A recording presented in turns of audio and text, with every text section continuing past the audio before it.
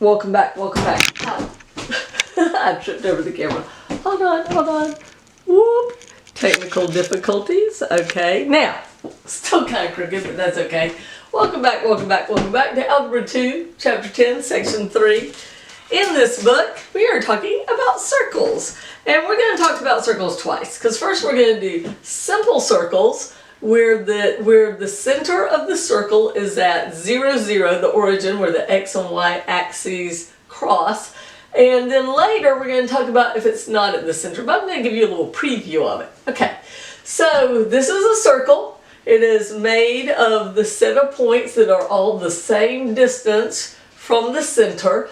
The distance from the center to the edge is called the radius. All the way across is the diameter. The circumference goes around, just to remind you of those words that you learned in geometry. Okay, so this is the basic equation for a circle whose center is at the origin. It's x squared plus y squared equals radius squared.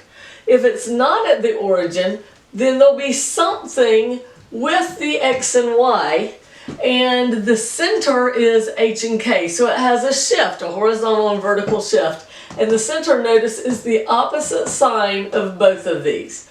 Equals, and remember these are radius squared, so a lot of times you'll have an equation like this. And then the question will be, what's the radius? Well, this is not the radius. That's the radius squared. The radius is the square root of 9, which is 3. And it's not plus or minus, it's just 3 because it's a distance. And distances are always positive. Okay? So we'll talk more about this one later. This has been shifted. We're going to continue to talk about conic sections throughout this chapter. Okay, so here's an example problem. It says, draw this. Well, first of all, we got to put it in the right form. X's, then Y's, then radii. So Y is on the right side, radius, bare numbers on the right side. So we just have to move the X to the other side by doing the opposite, which is plus X squared to both sides. So it's X squared plus Y squared equals 25. But we don't want 25, we want the square root of 25, which is 5, radius squared.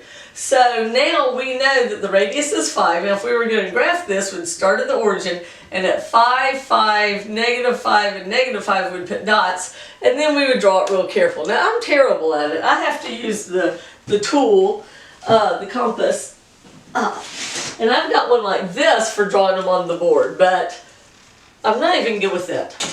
Let's just be honest, I'm just not good. Alright, so this is another kind of problem. It says you've got a point at 1, 4 on a circle. The center is at 0, 0. Figure out the formula. Well, to do it, we need to use the distance formula to get the radius. And you can either use the equation or your program. But you get the radius is the square root of 17. So x squared plus y squared is 17 squared, square root of 17 squared. So the formula is x squared plus y squared is 17. Okay? And then that's the example one. So these are real easy because they're all with the center at the origin. But don't worry, we will have harder ones. Alright? Come back and we'll talk about ellipses. You have to be careful because I'll end up saying the wrong word and say eclipses when it's ellipses, ovals. Math is great.